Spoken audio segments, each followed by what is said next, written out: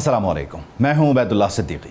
2 दिन की तबाहकुन बमबारी और ट्रंप के ऐलान जंग के बाद तीसरी रात की अचानक खामोशी। पाकिस्तान, कतर और सऊदी अरब की वो पसे पर्दा बड़ी सफारतकारी कि जिसने अमेरिका और ईरान को बंद कमरे के तकनीकी मुज़ाकरात पर दोबारा मजबूर कर दिया है। 2 दिन तक आसमान से बारूद बरसा और मशरक़ वुस्ता में फिर जंग का माहौल बना रहा। अमेरिका ने ईरान पर 90 हमले किए तो जवाब में ईरान ने भी कुवैत, बहरीन और इराक़ में मिसाइल बरसाए, लेकिन मस्बत पेशरफ्त ये हुई है कि तीसरी रात खामोशी से गुजरी है। दोनों तरफ से कोई हमला नहीं हुआ और जंग के अंधेरों के दरमियान अमन की उम्मीद फिर से जाग उठी है।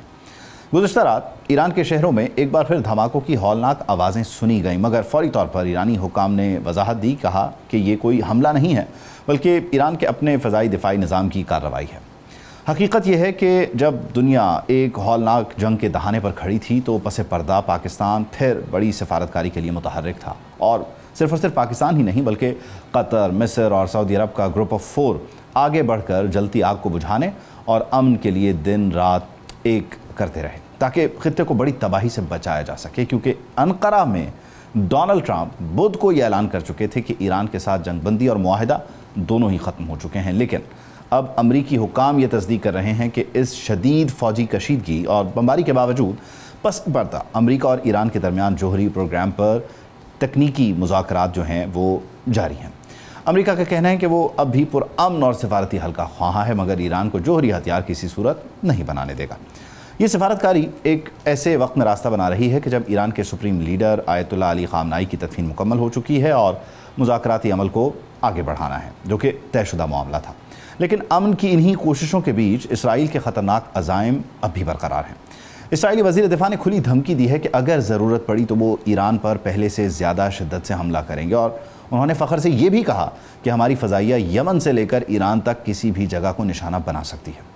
अमेरिकी सदर डोनाल्ड ट्रंप और इसराइली वज़ीर आज़म बेंजामिन नेतन्याहू के दरमियान एक टेलीफोनिक रब्ता हुआ है, जिसमें ट्रंप ने नेतन्याहू को खलीज की सूरत हाल पर एतमाद पे लिया। नेतन्याहू का इसरार है कि सरहदों पर सिक्योरिटी जोन बरकरार रहेगा, यानी लबनान में मकानों की मस्मारी और यह कब्ज़ा इसराइल हर हाल में बरकरार रखेगा, जबकि इसी बीच इसराइल और भारत के दरमियान कुर्बतें बढ़ रही हैं।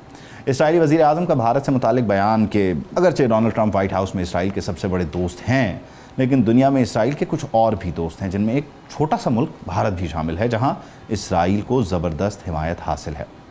बढ़ती कुर्बत और इस बीच ये सवाल कि क्या मशरक़ वुस्ता में मामलात वाकई संभल गए हैं, आर्जी तातुल है, या वाकई MOU की जो रूह है वो बहाल हो चुकी है, या ख़तरा अब भी बाकी है, सबको हम डिस्कस करने जा रहे हैं इन डिटेल।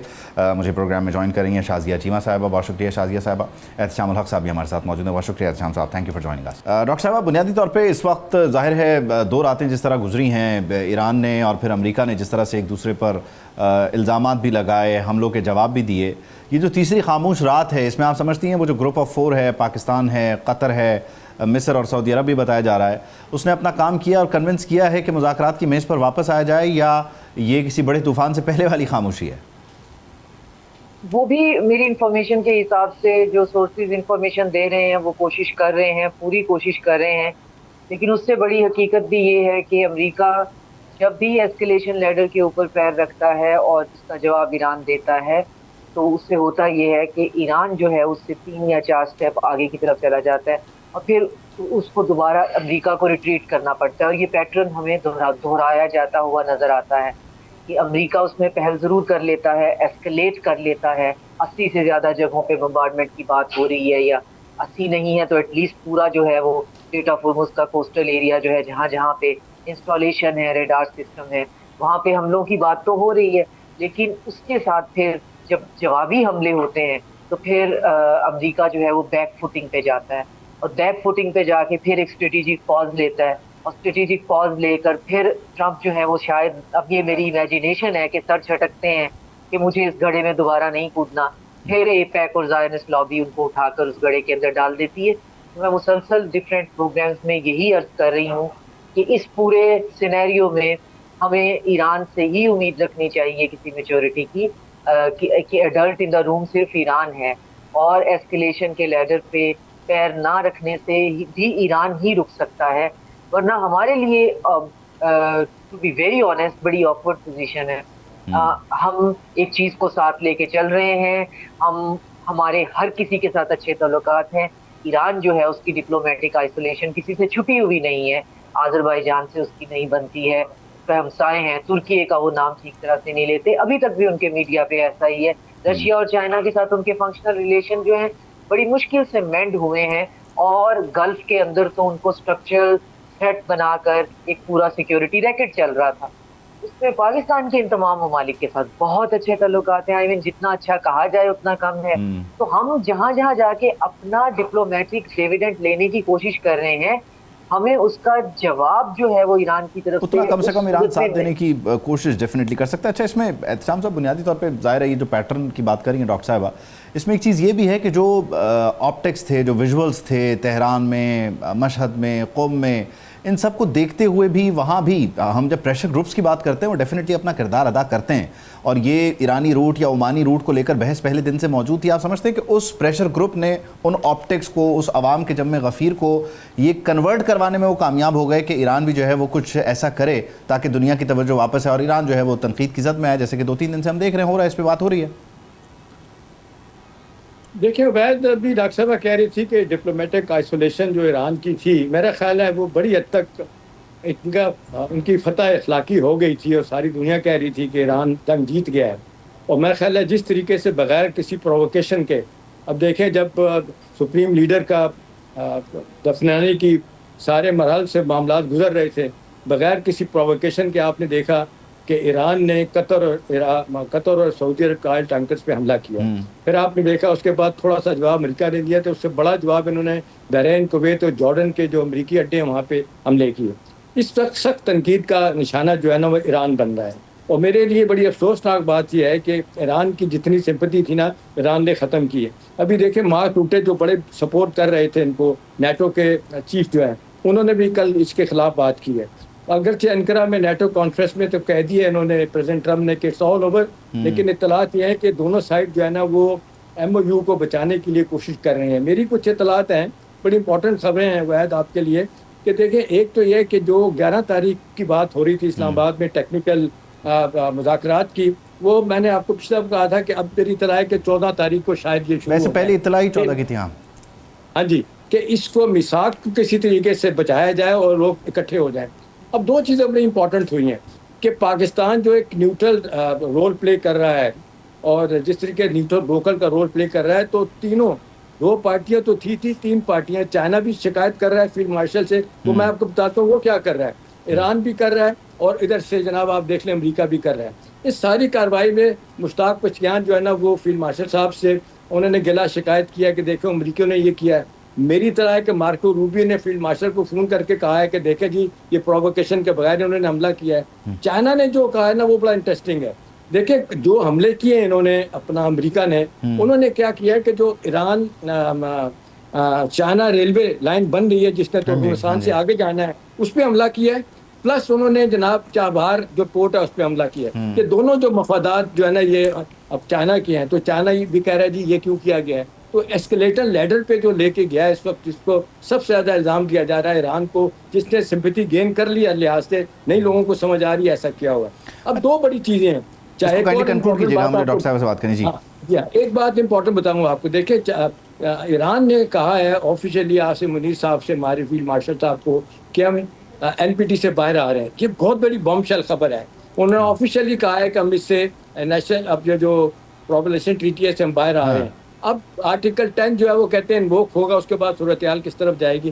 تو اس وقت سوال یہ کہ تینوں پارٹیاں پاکستان سے شکایت بھی کر رہی ہیں، پاکستان سے اعتماد کا اظہار بھی کر رہی ہیں۔ اس لیے پاکستان چائنا قطر کو لے کے، قطر اور سعودی عرب کو لے کے پوری کوشش کر رہا ہے کہ کسی طریقے سے 14 تاریخ کو اسلام آباد میں لوگ اکٹھے ہو جائیں، اور یہ جو آپ اس بات چیت کو آگے لے کر چلیں۔ اچھا، اس میں ڈاکٹر صاحب بنیادی طور پہ جب ایک ایم او یو ہو گیا اور اس ایم او یو کے آرٹیکل 5 کو آپ نے جو ہے وہ پاش کیا اور حملہ بھی ہو گیا، پھر حملے کا جواب بھی آ گیا، اب جب آپ دوبارہ بیٹھتے ہیں تو یورینیم کی افزودگی پہ آپ سمجھتی ہیں کہ بات ہوگی، یا اب تو بات یہ ہوگی ایران کی کوشش رہے گی کہ وہ یہ بولے کہ جی ہمارے روٹ کو فالو کریں، امریکہ یہ کہے گا کہ ہم نہیں فالو کرتے، ہم بلاکیٹ پہ جائیں گے، تو وہ اسٹینڈ اسٹل اسکوئر ون والی پوزیشن ہی رہے گی؟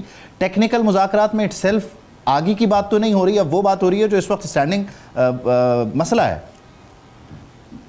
بالکل آپ نے درست طرف اشارہ کیا ہے، نو وار نو پیس چلے گا۔ مذاکرات جو ہیں یہ ایک فریم ورک ہے, مفاہمتی یادداشت ہے, 14 پوائنٹس ہیں, 14 کمیٹیاں بننی ہیں, 14 ڈفرینٹ گروپس نے بیٹھ کر ان 14 مسائل کو حل کرنا ہے. ہر مسئلے کے حل کے لیے یہاں پہ تو پرائم منسٹر اور پریزیڈنٹ کا ہونا بھی ضروری نہیں ہے, ٹیکنیکل ٹیمز چاہیے ہوتی ہیں. تو اب مجھے نہیں لگتا کہ یہ 11 کو یا 14 کو یہ بیٹھ کر کسی بھی ایک مرحلے پر آگے چلنے کے لیے تیار ہیں, کیونکہ امریکہ تو جو کچھ بھی اس نے ایم او یو کے اندر سائن کیا ہے ہیزڈلی, جب ان کو ان کے اقتصادی ماہرین نے ان کو بتایا کہ آپ اپنے تیل کے اسٹریٹجک ریزرو جو ہیں ان کو کرٹیکل لائن تک لے آئے ہیں, اور 14 دن کے بعد پوری اکانومی جو آپ نے سپرفیشلی مینوپولیٹ کی ہوئی ہے وہ نوز ڈائیو پہ جائے گی, تو آپ ہوش کے ناخن لیجئے. تو ٹرمپ کو ایک فوراً آف ریمپ چاہیے تھا, ہمارے پاس موجود تھا, ہمیں پتا تھا یہ اسٹریٹجک آف ریمپ ہی ہے, لیکن اس کی مدت اتنی کم ہوگی, اس پہ تھوڑی سی حیرانی ہے. ورنہ یہ تو پتا ہے انہوں نے واپس آنا ہے, لیکن اس کے ساتھ ساتھ اسی ایم او یو کی کلازز کے اگینسٹ انہوں نے ڈفرینٹ کام جو ہیں ریجن میں کرنے شروع کر دیے. ایم او یو کی پہلی کلاز ہے کہ لیبنان کے اندر سے اسرائیل جو ہے وہ انخلا کرے گا. تو امریکن بیک جو ہے ایک عجیب قسم کی شیڈوئی قسم کی ڈیل جو ہے وہ سینٹرل گورنمنٹ آف لیبنان اور اسرائیل کی کروا دی ہے, جس کے اندر شرط یہ ہے کہ اسرائیل کا انخلا تب ہوگا جب جو حزب اللہ ڈسارم ہوگا. ایئر سینٹ کام جو ہے وہ گلف کے اندر بیٹھ کے کانفرنس کرواتے ہیں 16 کنٹریز کو بلا کے کہ آپ ہمارا ساتھ دیں, ہم اسٹیٹ آف ہرمز کھلوا لیتے ہیں. پھر عمان پہ بیٹھ کے پریشرائز کرتے ہیں جی کہ آپ اسٹیٹ آف ہرمز کا حصہ نہ بنے. اب عمان کا پرابلم یہ ہے, اوپن سیز رول کے حساب سے 20 ناٹیکل مائل جو ہے وہ آپ کا اپنا سوورن ٹیریٹری ہوتی ہے کوسٹل کنٹری کی, اور اگلے 20 جو ہیں اس کو بفر زون آپ سمجھ لیں. تو 40 جو ہیں وہ ہر کنٹری کے حصے میں آتے ہیں. اب اتفاق سے اب جو اسٹیٹ آف ہرمز ہے وہ بعض مقامات پہ ٹوٹل 42 کلومیٹر تو وائڈ ہے, تو وہ اب عمان اور ایران کے درمیان میں دونوں یہ دعویٰ کر سکتے ہیں, دونوں کہہ سکتے ہیں جی 20 میری ٹیریٹری ہے, 20 میرا بفر ہے, اور ایران کہہ رہا ہے ایگزیکٹلی. ہاں ایگزیکٹلی. اچھا اس میں ایک چیز شام صاحب میں آپ سے پوچھنا چاہ رہا ہوں, بنیادی طور پہ وہ جو جے ڈی وینس کا تھا, پھر وہ جو آپ انٹرسٹنگ بات کرنا چاہ رہے ہیں وہ کیجیے گا. جو جے ڈی وینس کا بیان تھا کہ وہ 60 دن جو ہے وہ آئل ریزروز کو لے کر ہے, ان کا ایک اسٹریٹجک موو ہے. آپ سمجھتے ہیں کہ انہوں نے وہ ادھر ایران کو پمپ کیا کہ اس پہ تیل کی پابندی لگا دی تو وہاں وہ اوپر تک آ جاتا ہے اور اس کے پاس مزید جو ہے وہ ڈرلنگ کا اور اس کو آگے سپلائی کرنے کا راستہ نہیں بچتا, دنیا اپنی تیل سپلائی پوری کرتی ہے. تو یہ تو پہلے دن سے بائی ڈیزائن یہی ہونا تھا, ایران نے اس میں کنٹریبیوٹ کیا, یہ بڑا ایک عجیب سی صورتحال بن گئی نہیں؟ دیکھیں اس جو ایران کے بارے میں کہا جاتا ہے کہ جی بڑے سمجھدار ہیں, ان کے جو بات چیت کرنے والے لوگ ہیں بڑا ٹائم لیتے ہیں, لیکن اس مسئلے میں جلد بازی کی انہوں نے. ابھی تیزی سے طریقے دیکھیں, انہوں نے اپنا پریزیڈنٹ ٹرمپ نے 2 کام کیے. ایک تو انہوں نے بلاکیٹ دوبارہ لگا دیا, اور پھر یہ ہے کہ اپنا ایران کا تیل کی جو اجازت دی گئی تھی سپلائی کی اس کو روک دیا, جو میرا خیال ہے بہت بڑا نقصان ایران کو ہوا. دیکھیں اس میں ایک اور ایلیمنٹ ہے جو اسلام آباد میں سفارتکار بات کر رہے ہیں, بات یہ وہ کہہ رہے ہیں کہ دونوں طرف کے ہارڈ لائنر جو ہے نا انہوں نے اس ڈیل کو خراب کرنے کی کوشش کی ہے. ایک طرف پاسداران انقلاب کی بات ہو رہی ہے کیونکہ انہوں نے اس ڈیل کو ایکسیپٹ نہیں کیا تھا دل سے.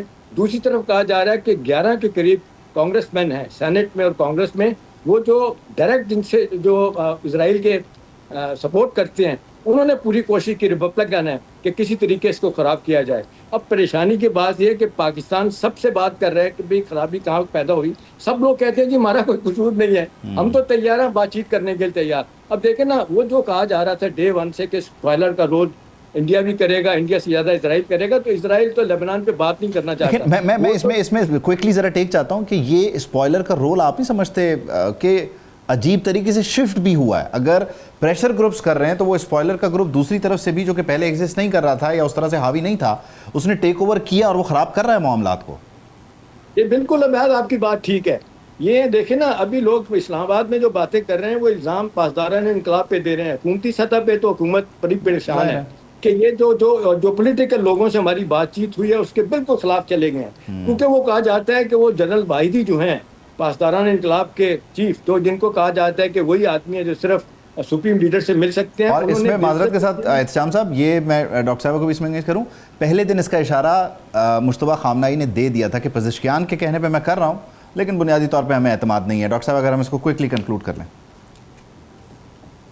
بالکل, اور جو آخری رسومات ہو رہی ہیں آیت اللہ خامنہئی کی, وہاں پہ جو سب سے زیادہ لگنے والا نعرہ ہے وہ انتقام انتقام ہے, اور فارسی اور اردو میں اس کو ایک ہی اس میں کہتے ہیں.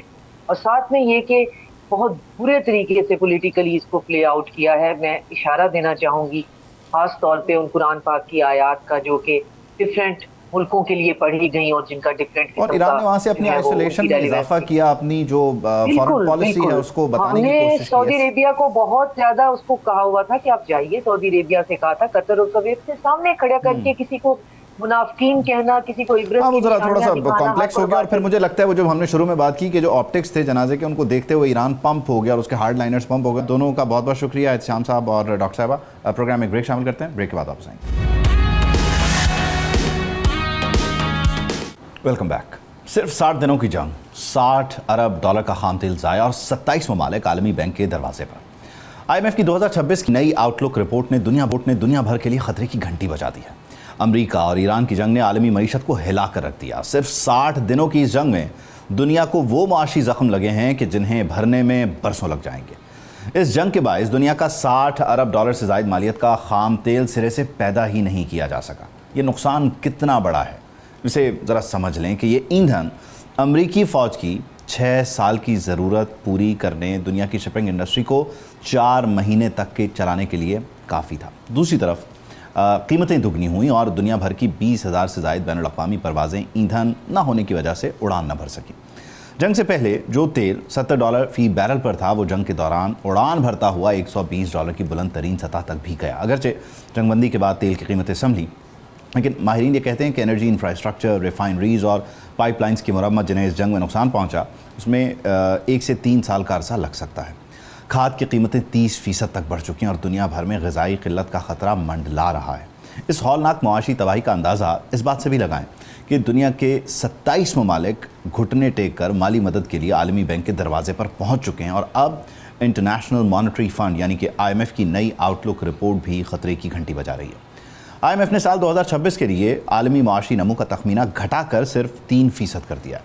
मशरिक़ वस्ता और वस्ती एशिया की माशी तरक्की का तखमीना सिर्फ 0.7% रह गया है। दुनिया की सबसे बड़ी मईशत अमरीका की शरह नमू 2.3%, यूरोजोन की 0.9% और फ्रांस की तरक्की का अंदाज़ा गिर कर सिर्फ 0.6% रह गया है। दूसरी तरफ दुनिया की दूसरी बड़ी मईशत है चीन।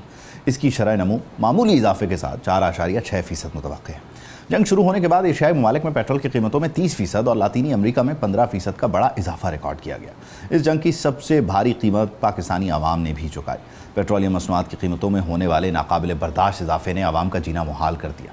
जंग से पहले 253 रुपये में मिलने वाला पेट्रोल जंग के दौरान जंप लगाकर ज़्यादा से ज़्यादा 458 रुपये और डीजल 520 रुपये फ़ी लीटर तक पहुँचा और अब 298 रुपये फ़ी लीटर पर बिक रहा है।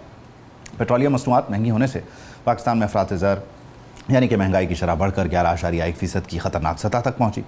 इस जंग ने जहां अमेरिका को मुआशी दबाव में डाला, यूरोजोन को बहरान का शिकार किया, पाकिस्तान को महंगाई की दलदल में धकेला, वहीं ईरान की मईशत पर भी तबाहकुन असरात छोड़े, जिसके नुकसान का तखमीना $580 अरब लगाया गया है।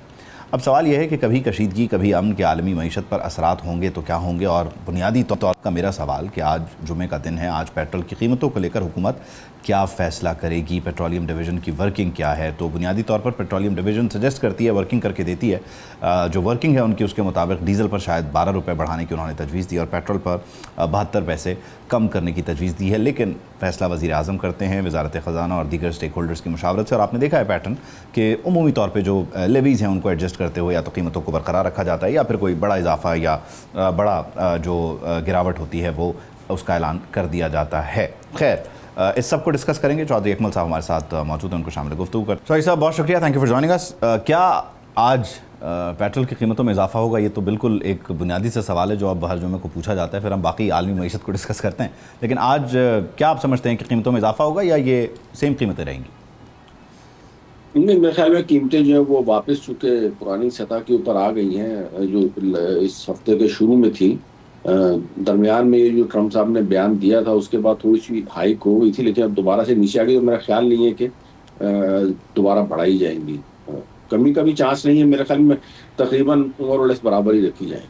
ठीक है, यानी कि कोई तब्दीली नहीं रहेगी। अच्छा, इसमें ओवरऑल जो इस वक्त आलमी मईशत को नुकसान पहुँचा है और ख़ास तौर पर अगर हम पेट्रोलियम के हवाले से बात करें, पेट्रो इकानमी की बात करें, तो यहाँ जो रिफाइनरीज़ को नुकसान पहुँचा, यहाँ जो स्टोरेज कैपेसिटी मुतासर हुई है, आप समझते हैं कि रिकवरी में बहुत टाइम लगेगा और ये जो इकानमी है, पेट्रो इकानमी, ये मुसलसल दबाव का शिकार रहेगी, कभी अप डाउन वाला मामला रहेगा? इसमें इस्तेहकाम अब एक ख्वाब की सी कैफियत है?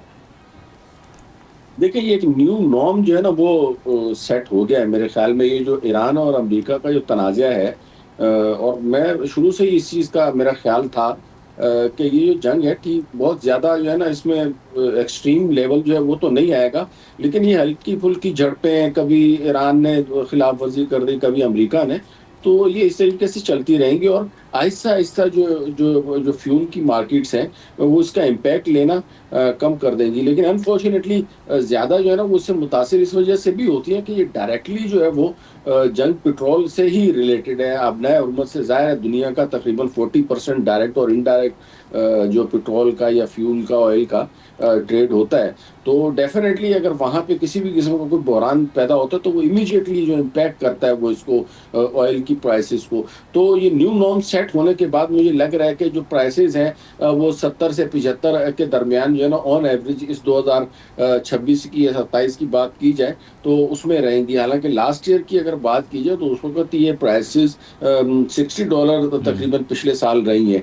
تو اس مرتبہ جو ہے نا اس میں یہ جو لیول ہے 70 سے 75 تک کا یہی ایکسپیکٹ کیا جا رہا ہے. اور موسٹ آف دی بزنسز یا انویسٹر جو ہیں وہ اسی جو ہے وہ جو فور کاسٹ ہے اس کو لے کے اپنی جو ورکنگز ہیں یا جو ڈیسیجنز ہیں وہ لیتے جا رہے ہیں. تو this is basically a new norm and which is not going to end in near future I guess. اچھا اس میں ایک ظاہر ہے ایک ہر ڈیزاسٹر کے ساتھ ایک اپرچونٹی بھی آتی ہے. دنیا نے کلائمیٹ چینج سے متعلق پیرس ایکارڈ پہ ایگری کیا اور طے کیا کہ 2035 تک کون سے ممالک کیا کام کریں گے, 50 تک کے پلانز ہیں. آپ سمجھتے ہیں کہ یہ نیو نارمل جو ہے, اور جس طرح سے آپ کہہ رہے ہیں کہ آہستہ آہستہ آنے والے دنوں میں شاید یہ مارکیٹ اس طرح کا امپیکٹ نہ لے اس نیو نارمل کا, یہ وہیں ممالک کو پش بھی کریے کہ وہ جو آلٹرنیٹ مینز ہیں ان کی طرف تیزی سے بڑھیں بھی؟ اور آپ سمجھتے ہیں کہ کیا اس ڈائریکشن میں جب ہم جائیں گے تو یہاں کا امپیکٹ بہت کم رہ جائے گا یا کم ہونا شروع ہو جائے گا؟ دیکھیں ایز فار ایز پیٹرول اور آئل از کنسرن تو اس کے اوپر تو انحصار جو ہے نا آہستہ آہستہ کم ہوتا جا رہا ہے. اگر ہم اس کی بات کریں بجلی کے اسپیسیفک حوالے سے یا وہیکلز وغیرہ کے حوالے سے, اس میں تو alternative energy sources, renewable energy basically جسے ہم کہتے ہیں, جس میں سولر ہے, ونڈ ہے, اور پانی کی جو ظاہر ہے ایک بہت ہی پرانی سب سے قدیم سورس ہے بجلی بنانے کی. تو اس کی طرف آہستہ آہستہ جو ہے نا وہ دنیا جا رہی ہے. لیکن اس کے علاوہ جو ہے نا پیٹرول کی جو بائی پروڈکٹس ہیں وہ بہت ضروری ہے. فار ایگزامپل میں آپ کو کہوں کہ جیسے نیچرل گیس ہے that is primary requirement of fertiliser. جو یوریا کھاد ہے آپ کی, نائٹروجن, اس کے بغیر تو وہ بن ہی نہیں سکتی نا, اس کا تو را مٹیریل ہے یہ جو گیس ہے. تو this is a petroleum related product اور اسی کے مطلب اس کلاس میں بیسیکلی آتی ہے. اسی طریقے سے there are number of infrastructure جہاں پہ یہ چیزیں as a raw material use ہوتی ہیں. تو آپ کی بات میں وزن ہے, ٹھیک ہے, آنے والے دنوں میں پیٹرول کے اوپر انحصار کم ہو جائے گا تیل کے اوپر, اور اس کو جو ہے نا کر بھی رہی تھی فورکاسٹ 2026 کی جو بات کروں گی. پچھلے 2025 میں آپ دیکھیں پرائسز جو ہے وہ $60 کے اوپر اسی وجہ سے تو آئی تھی کہ انٹرنیشنلی اس کی ڈیمانڈ میں جو وہ کمی واقع ہو رہی تھی. یہ تو اب جنگ کی وجہ سے دوبارہ سے ایک دم ڈبل کے قریب جو ہے نا ہائیک آ گیا اور اب اسٹیبلائزیشن کی طرف آہستہ آہستہ آتی جا رہی ہیں. تو دس از جسٹ بیکاز کہ اس کی انٹرنیشنل ڈیمانڈ ختم ہو رہی ہے اور آہستہ آہستہ دنیا میرے خیل میں فیول کے اوپر جو ہے وہ انحصار اپنا کم کرتی جائے گی. ہاں البتہ ختم ہونے میں بہت ٹائم لگے گا, کہنا قبل از وقت. اچھا اس میں آئی ایم ایف کی آؤٹ لک رپورٹ ہے وہ یہ بتاتی ہے کہ اوور آل جو عالمی معیشت ہے اس کی شرح نمو ہے وہ نیچے کی طرف آ رہی ہے, کیونکہ یہ جو صورتحال ہے, حالات ہیں, واقعات ہیں. ایک اکانومی جو ہے اس سے متعلق اس نے یہ نہیں کہا, وہ چین کی اکانومی ہے. آپ سمجھتے ہیں کہ چین جو ہے وہ, بلکہ آپ کیا سمجھتے ہیں بنیادی طور پہ کہ چین ایسا کیا کر رہا ہے کہ وہاں وہ نیگیٹو مارکنگ نہیں ہوئی جو کہ پوری دنیا میں ہوئی ہے؟ دیکھیں نا جی, جب کوئی بھی بندہ بزنس کرتا ہے, اگر ہم کہتے ہیں کہ ایک بندہ نقصان اٹھا رہا ہے تو پھر کوئی نہ کوئی فائدہ بھی تو اٹھا رہا ہوتا ہے نا. تو انٹرنیشنلی بھی اگر بات کی جائے تو اس میں جہاں دوسری اکانومی اگر ڈاؤن ہو رہی ہیں تو اس کا الٹیمیٹلی فائدہ تو کسی نہ کسی کو تو ہو رہا ہے, اینڈ دیٹ از چائنا. اور آفٹر دس وار, یہ جو ایران اور امریکہ کی وار ہے, اس کے بعد you know the global order جو ہے وہ ایک قسم کا ریسیٹ ہو گیا ہے اور ملٹی پولر ورلڈ ہے. اور اس میں چائنا نے اپنے آپ کو منوایا ہے اور اپنی اور اس کی جو کی جو اسٹرینتھ ہے that is mines and mineral سے ریلیٹڈ اور ریئر ارتھ منرلس کے اوپر اوپر جو اس کی کسٹڈی ہے دیٹ از ویری اسٹرانگ, اور اس کی وجہ سے جو ہے وہ امریکہ تک کو اس نے ہلا دیا, کیونکہ اے آئی اور جو دیگر ٹیکنالوجی سے ریلیٹڈ جو چپس ہیں اس میں سب یہ ریئر ارتھ منرلس ہی یوز ہوتی ہیں. دوسرا, انہوں نے اپنی انرجی کو بہت چیپ اور بہت سستا کر دیا, لیبر انہوں نے بہت سستی کر دی. اور میں نے دیکھا ہے کہ یہ جو اس وقت جو ممالک ترقی کر رہے ہیں یا جو گرو کر رہے ہیں نا, انہوں نے ان دونوں چیزوں کے اوپر بہت کنٹرول حاصل کیا ہوا ہے. اور اس کی مثال ناٹ اونلی چائنا, ہمارا پڑوسی ملک ہے, بنگلہ دیش ہے, انڈیا ہے, ویتنام ہے. اب یہ اسی چیز کے اوپر تو جو ہے نا وہ ہمیں جو ہماری ٹیکسٹائل میں ان سے کمپیریزن ہے, باقی تو کسی چیز میں سچ کوئی کمپیریزن ہے نہیں as far as industry is concern. لیکن وہ لوگ صرف اور صرف یہ چیپ ہونے کی وجہ سے لیبر اینڈ جو پاور سے ریلیٹڈ پرائسز ہیں, اور ظاہر اس میں اس وجہ سے وہ انٹرنیشنل وائٹ ہاؤس کے کچھ فیصلے ایسے رہے کہ جس نے اپنے اتحادیوں کو دور کیا. کینیڈا آپ نے دیکھا کہ کس طرح چین کے ساتھ الائن ہوا ہے, اس طرح یورپ کے دیگر کتنے ممالک جو ہیں وہ چین کی طرف آئے ہیں اور اگلے 5 سال کے لیے تجارتی معاہدے, دیگر ایم او یوز وغیرہ ہوئے ہیں. تو یہ بھی ایک بہت بڑا فیکٹر ہے کہ چین نے کبھی بھی جو ایک سخت پوزیشن ہے وہ نہیں لی, جس کی وجہ سے وہ دنیا کے لیے ہمیشہ قابل قبول رہا. یہ بھی بڑا ویلکمنگ ایٹیٹیوڈ ہے ان کا. دیکھیں, دنیا جو ہے نا وہ چڑھتے سورج کی پجاری ہے, ٹھیک ہے نا, اور جو بندہ محنت کرے گا, چاہے وہ ملک ہو, ریاست ہو, انسان ہو, بزنس ہو, کچھ بھی ہو, جو بھی محنت کرے گا اس کو اس کا مقام ملے گا. اور چائنا نے مطلب یہ کوئی ویسے ہی اس کو پلیٹ میں رکھ کے کسی نے نہیں دیا. جو اس نے ابھی جو چیزیں اچیو کی ہیں اس کے پیچھے ان کی ایک محنت ہے, ان کی ایک لانگ ٹرم پلاننگ ہے, اور انہوں نے ایز اے نیشن کنٹریبیوٹ کیا ہے. تو اب اس سے ہم یہ کہیں کہ جی یہ ہمیں بھی اس طرح کا ہو جائے, ہمیں بھی ظاہر ہے پھر اسی طریقے سے ڈیفینیٹلی محنت کرنی پڑے گی. تو چائنا نے جو مقام بیسیکلی حاصل کیا ہے اس کو میرے خیال میں اگر دوسرے بھی کوئی اچیو کرنا چاہیں تو اس کے لیے اسی طریقے سے وہ بلو پرنٹ ڈیفینیٹلی موجود ہے. اچھا, اچھا اس میں لاسٹلی چودھری صاحب ذرا یہ ایڈ کیجیے گا کہ ظاہر ہے وہ ہم ایرانی تیل کی طرف دیکھ رہے تھے اور گیس پائپ لائن کو لے کر بھی ہم نے سوچا کہ جی وہ معاملات آنے والے دنوں میں ایم او یو کے تحت چلیں گے, بہتر ہوں گے. لیکن وہ پھر ایک پابندی آ گئی ہے تیل کو لے کے, آل دو یو نیور نو کب وہ ختم ہو جائے دوبارہ. آپ سمجھتے ہیں کہ یہ ہمارے لیے بھی ایران پر تیل کی سپلائی کی پابندی اگر لگتی ہے تو ہمارے لیے بھی یہ بڑا نقصان دہ ہے, کیونکہ ہماری بہت بچت ہوتی ہے ٹائم کی, پیسے کی, دیگر حوالوں سے. نہیں, ایران سے تو ہم ابھی تیل لے بھی نہیں رہے تھے نا آفیشلی, وہ تو سارا اسمگل ہو کے آ رہا تھا. ہم کوشش کرنا چاہ رہے تھے نا کہ جب پابندیاں ہٹتی ہیں تو ہم اس چینل کو ذرا یوٹیلائز کریں. نہیں, میں تو اس چیز کا حامی ہوں کہ ہمیں اگر کوشش کر مطلب ایون جو ان آفیشلی آ رہا ہے تو اس کو ہم یہاں پہ تو آفیشیل کر سکتے ہیں. اس وقت ایران جو ہے نا بیسیکلی اس سے جو چائنا ہے, ایون انڈیا جو ہے, وہ یہ اسمگل ہو کے یہ جو شپس ہوتے ہیں نا ان کو پتہ نہیں کون سے شپ کہا جاتا ہے, وہ آفیشلی نہیں چل رہے ہوتے. تو اس طریقے سے ایران سے بہت پیٹرول جو ہے نا وہ لوگ لے رہے ہیں. ہمارا تو بارڈر ملتا ہے, انفارچونیٹلی ہمارے آپ کو پتہ ہے اسمگلنگ ہے, اور وہ پھر بیچ میں چند جو ہے وہ مافیاز انوالو ہو جاتے ہیں تو وہ فائدہ اپنے تک لے جاتے ہیں. ادروائز چائنا کے ساتھ پابندی اگر ہو بھی تو بھی ہم فائدہ اٹھا سکتے ہیں, اور پابندی اگر ختم ہو جاتی ہے تو ون ون سچویشن ہے نا. تو پھر ہمارے پاس گیس کی بھی جو ہے نا وہ اچھی خاصی مقدار آ جائے گی, اور فیول کا ہمارے لیے کوئی مسئلہ ہی نہیں رہے گا. پھر تو مسئلے انشاءاللہ حل ہو جائیں گے. چلیں, بہت شکریہ چودھری صاحب, تھینک یو فار جوائننگ اس. شامل کرتے ہیں بریک کے بعد آپ سے. Welcome back. تیزی سے بڑھتی آبادی کو ٹائم بم قرار دیا جاتا ہے, جس کے پھٹنے کا خطرہ ہر آنے والے لمحے میں بڑھتا جاتا ہے. پاکستان بھی اس وقت آبادی میں بے ہنگم اضافے اور محدود وسائل کے مسئلے سے دوچار ہے, جو ملک کی معاشی اور سماجی ترقی کی بنیادوں کو کھوکھلا کر رہا ہے.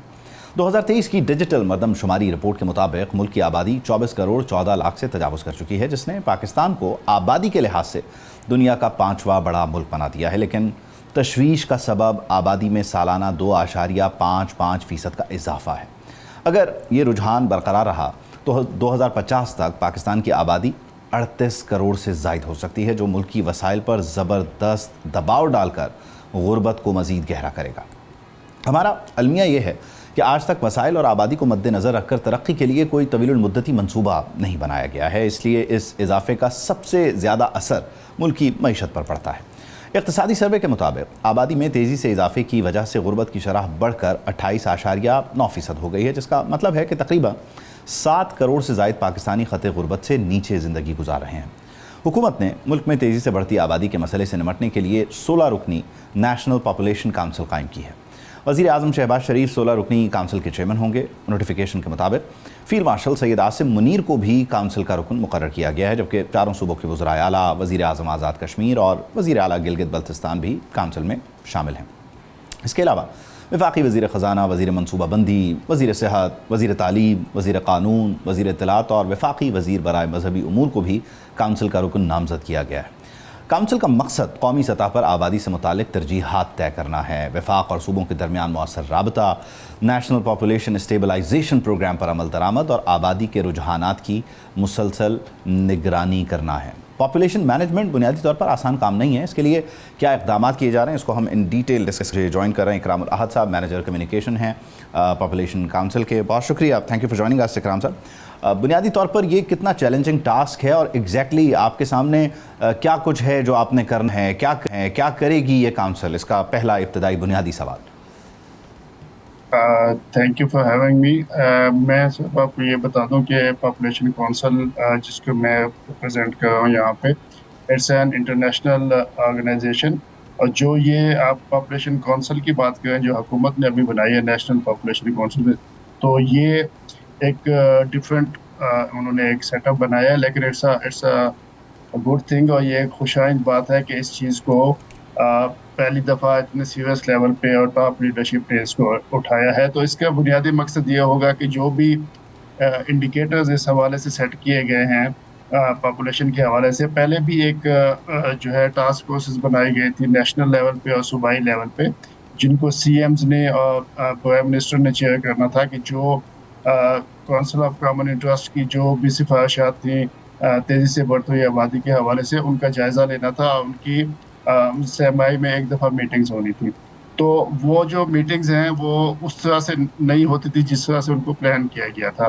तो ये जो पॉलिटिकल ओनरशिप है इसको कंटिन्यू होना चाहिए और इस चीज़ को, ये एक अच्छी बात है कि इस चीज़ को बहुत ज़्यादा संजीदगी से लिया गया है, लेकिन इस चीज़ को कंटिन्यू रहना चाहिए। और जो भी हुकूमतें चेंज हों, इस हवाले से इस एजेंडा को चेंज नहीं किया जाना चाहिए। तो मेरे लिहाज से ये है कि ये जितने भी हमारे पॉपुलेशन के हवाले से टारगेट सेट किए गए हैं, नेशनल पॉपुलेशन काउंसिल उनको अचीव करने के लिए ज़्यादा से ज़्यादा काम के इस हवाले से सूबों को भी साथ लेके चलें। अच्छा, इसमें बुनियादी तौर पर चैलेंजेस बहुत हैं। यानी हमारे यहाँ लोग पोलियो के ख़तरों से लेके और फिर जो रूटीन की वैक्सीनेशन है उसको भी मिलाकर हम ये समझते हैं कि जब हम आबादी को मैनेज करने की बात करते हैं तो ये कोई बैरूनी साजिश है, इसको वेस्ट की साजिश, इसको यहूद की साजिश भी कह दिया जाता है। आप समझते हैं कि इस सिलसिले में बुनियादी तौर पर जो एजुकेशन है, यानी काउंसिल के अरकान के अलावा या दीगर जो फर्म्स काम कर रही हैं उसके अलावा ग्रास रूट लेवल पे एक आम आदमी को बताना कि किस तरह से ये चैलेंज सर उठा रहा है और ये कहाँ तक आपको ज़ाती हैसियत में, इनफरादी हैसियत में मुतासर करेगा, ये भी बहुत बड़ी एक गुंजाइश है कि यहाँ पर काम हो सकता है, खला है। देखिए, मैं एक चीज़ का आपको बता दूं कि 18% हमारे शादीशुदा जोड़े ऐसे हैं पाकिस्तान में जो ख़ानदानी मनसूबा साजी करना चाहते हैं, लेकिन वो एक्सेस का सबसे बड़ा इशू है, वो नहीं कर पाते।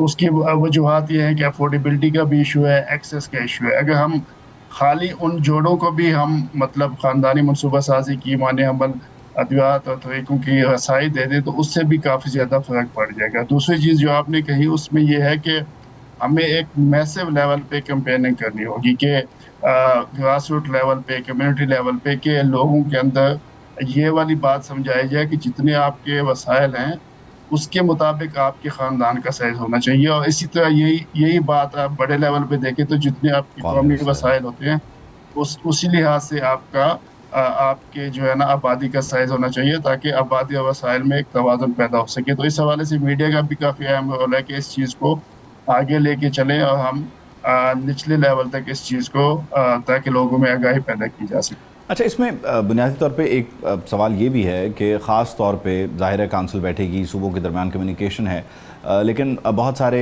आप कह लीजिए कि टेक्निकल मामलात हैं, बहुत सारे ऐसे सतही नोयत के भी मामलात हैं कि जो इसके आड़े आ जाते हैं। इसमें वज़ारत मजहबी उमूर का इंगेज होना ज़ाहिर है, मेंबर से मस्जिद से भी इस पैगाम का जाना, स्कूल कॉलेज से भी इस पैगाम का जाना, फिर मीडिया के तवस्सुत से भी इस पैगाम का जाना। आप समझते हैं कि यही मुनासिब इक़दामात हैं या इसमें मज़ीद भी कुछ ऐसा हो सकता है, किया जाना चाहिए जो इस डायरेक्शन में हमें बेहतर नताइज दे? देखिए, सबसे अच्छी बात जो इस काउंसिल की है कि उसमें जैसे आपने कहा ना कि मिनिस्ट्री ऑफ रिलीजियस अफेयर्स को साथ लिया गया है और मिनिस्ट्री ऑफ इंफॉर्मेशन को भी साथ लिया गया है, फाइनेंस, जितने भी ये स्टेक होल्डर्स हैं ना, मेरे ख्याल में ये बहुत अच्छे हैं। इन सब का होना बहुत अहमियत का हामिल है और CMs भी है ना इसमें सूबाई, क्योंकि देखा जाए तो पॉपुलेशन वेलफेयर जो एक सूबाई सब्जेक्ट है इस टाइम पे ना, तो जब तक सूबे साथ मिल के नहीं चलेंगे तब तक आप अपने गोल्स अचीव नहीं कर सकते। अब बेसिकली जो जो इशू हमें होता है हमेशा से कि हम स्ट्रेटजीज बना लेते हैं, गोल सेट कर लेते हैं, लेकिन इम्प्लीमेंटेशन वाला पार्ट जो है ना वो हमसे समहाउ उस तरह नहीं होता जिस तरह होना चाहिए। तो अगर इन चीज़ों पे इम्प्लीमेंटेशन हो, इस कौंसल की मीटिंग्स होती रहे साथ के साथ उसका जायज़ा लिया जाता है कि हम अपने इंडिकेटर्स पे, अपने टारगेट्स पे कहाँ तक पहुँचे, तो ये बहुत अच्छी एक बात होगी। तो देखना ये है कि मुस्तकबिल में ये कौंसल कितनी फ़ाल होगी और कितनी इसकी ज़्यादा से ज़्यादा मीटिंग्स होंगी और कितना इसको पॉलिटिकल ओनरशिप दी जाएगी। अच्छा, इसमें ज़ाहिर है 24 करोड़ की आबादी है, एक वसी और ईज़ रकबा है। आप समझते हैं कि ये बहुत चैलेंजिंग भी है क्योंकि काउंसिल ज़ाहिर है बुनियादी तौर पर चीज़ों को देख रही है और ऊपर से वो नीचे आएगी, लेकिन उसके ट्रिकल डाउन इफेक्ट के लिए आपका यूनियन काउंसिल्स का इफेक्टिव होना, बल्दियात का मौजूद होना, ताकि वो गली मोहल्ले की मैपिंग वहाँ पर जो है आप बार बार आपको पता हो, आपको एहसास हो, चीज़ों को लेकर आप एजुकेट कर सकें। आप समझते हैं कि बल्दियात इसमें उसका एग्जिस्ट करना बहुत ज़रूरी है अगर आपने इस फार्मूला को किसी तरह से कामयाब बनाना है? देखिए, लोकल गवर्नमेंट्स का होना, बल्दियात का होना, जैसे आपने कहना कि ये बहुत ज़्यादा अहमियत का हामिल है, क्योंकि आपने जब तक बहुत निचली सतह पे जाके इस पे काम नहीं करेंगे तब तक कोई खातिर ख्वाह नताइज आपको नहीं मिल सकेंगे। तो बिल्कुल आपकी बात से मैं एग्री करता हूँ कि ये चीज़ें लाजमी होनी चाहिए। लोकल गवर्नमेंट्स जब तक पूरे मुल्क में नहीं होंगी और जब तक ये यूनियन कौंसल की सतह तक, कम्युनिटी की सतह तक ये बात नहीं फैलाई जाएगी, और सबसे अहम कि वहाँ तक आप सहूलियात भी देना, कि जो सहूलियात जो हैं अगर देहातों में नहीं मिल रही इस तरह की, कि कोई लोग अपनी फैमिली प्लानिंग करना चाहते हैं, उनके पास एक्सेस नहीं है, उनके पास वो चीज़ें अवेलेबल ही नहीं है। वहाँ पे जो सेंटर्स कैम है, जो वहाँ पे BHUs है, वहाँ पे वो कंट्रासेप्शन की कोई सहूलत है ही नहीं, तो फिर ये काम तो नहीं हो सकेगा ना। ठीक है, बहुत शुक्रिया, thank you so much Ikram. Programme से मुझे इजाज़त दीजिए, आपसे मुलाकात होगी इंशाल्लाह कल। अल्लाह हाफ़िज़।